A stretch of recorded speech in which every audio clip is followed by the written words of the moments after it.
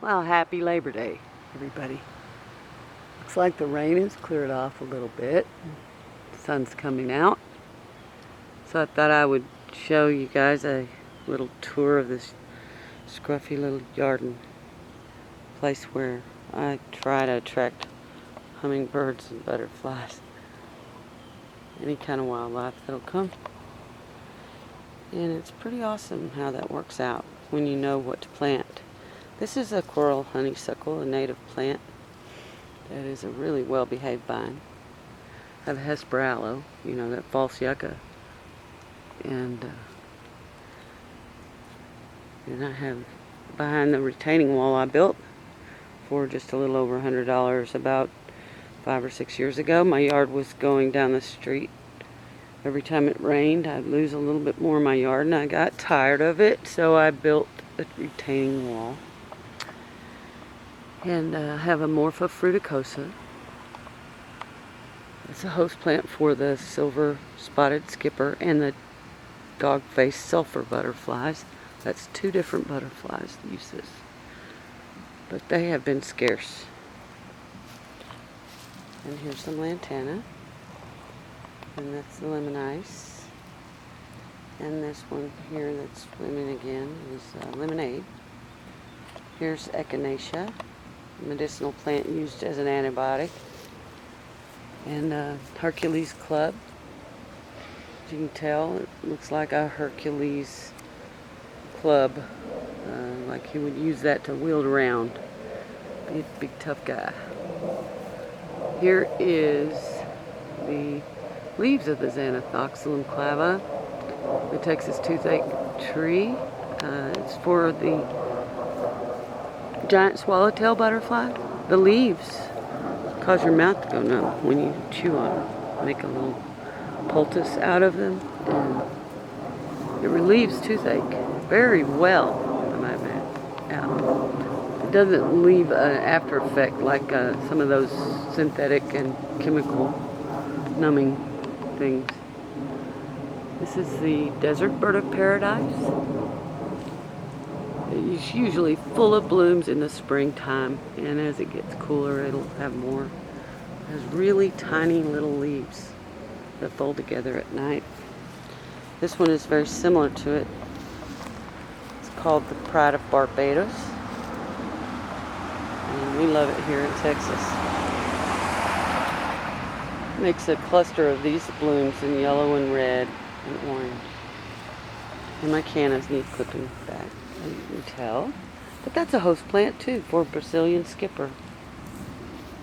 And I have a desert willow here. I can get a little shot of the bloom. It's like an orchid. It's also called desert orchid.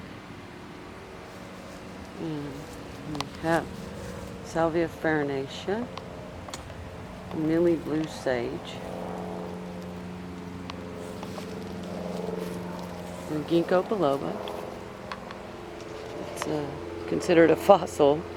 They grow to be about 5,000 years old. Really, really big trees in China.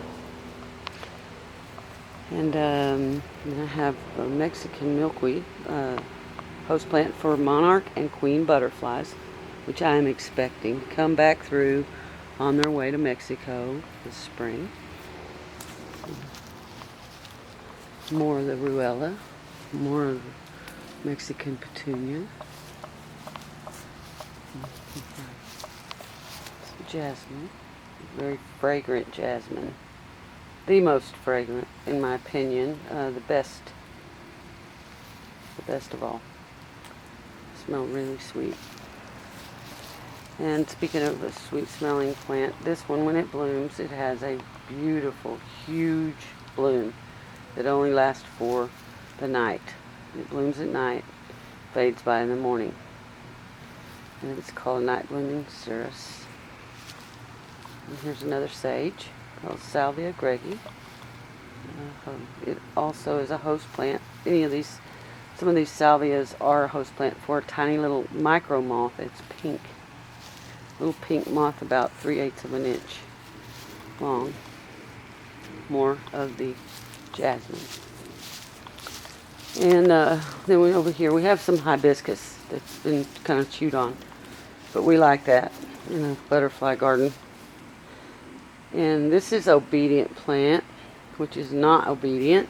It's very prolific, and some people say invasive. Be careful where you plant it. And I have it sort of trapped over here, and it's taken over. And over here I have a really big corymbosa, Cassia corymbosa, Senna. It's a host plant for sulfur butterflies. And I have more host plants in the back, but I'm in the front right now, so this will take a while. Here, we have a passion flower that just bloomed, just popped open. That's the blue crown passion flower. And this is a host plant for the Gulf fritillary butterflies here. And I get hundreds of them every year. Here's another one opening. If I sat there and waited, it would probably pop right open, right before our eyes. But I'm going to be long on this video anyway, so I can't do that.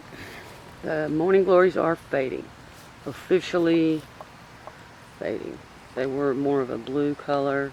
This one is a flying saucer, and those were some that just wouldn't quit. And they're the grandpa odd. You can't stop them. Don't even try. This is a velvet leaf senna, and you can tell the texture of the leaves by looking at the way the water beads up, the rainwater beads up on the leaves. But it's also a host plant for the sulfur butterflies. A lot of the cassias are. That's in the yellow flowers. Really awesome. And then you have the zinnias here. I planted them from seed. That's the best way to do zinnias, because they'll just grow where they're planted. It's hard. They don't like transplanting. It's really hard to get a good zinnia. I'm going to have a columbine plant down in here, right there, and it's a gold columbine, but it's too hot for it to bloom. Sandpaper verbena, this purple thing, and the leaves are just like sandpaper. A salt marsh fleabane, of course. I guess it's for fleas, huh? Flea repellent. And bronze fennel. I like the bronze because the black swallowtail caterpillar babies don't show up on them very well. And they can hide. Oh, there is one right there. There's a little baby caterpillar. See if I can. There it is. I mean, you see the little brown caterpillar with the blue band. It's coming out of focus. Sorry, folks. Let's see. I'll get real close like this. See, there's a black swallowtail caterpillar, and they hide in there. They can grow all the way up to make a chrysalis, hopefully. But I might just take that one in just to be sure. More sandpaper verbena. It likes to grow all the way through this little patch here. And the lady in red salvia. Sage. It's called Salvia cocina. That's its Latin name. And blood flower, or Asclepias coracevica, host plant for monarch and queen butterflies, that I hope will come on their way back to Mexico. And here we have a red zinnia. There's one that I've always planted every year, and it's called a candle tree. And it's a host plant for sulfur butterflies too. It's a Cassia alata, and it makes beautiful candles on it, golden candlesticks, because the spires of bloom look like a candle with wax dripping down around the sides. More Mexican milkweed. Come on, monarchs. And my poor Carolina phlox got like stressed out from the heat. But any kind of bloom on that will attract butterflies or hummers. So I go ahead and keep them.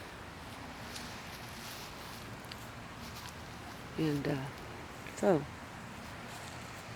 I think I showed you the whole thing. And for in the front yard anyway. And I hope you guys have a great Labor Day, what's left of it. I know I will. I'm going to go see my family this evening. It's always nice to see my family. And God bless you all, and have a great day.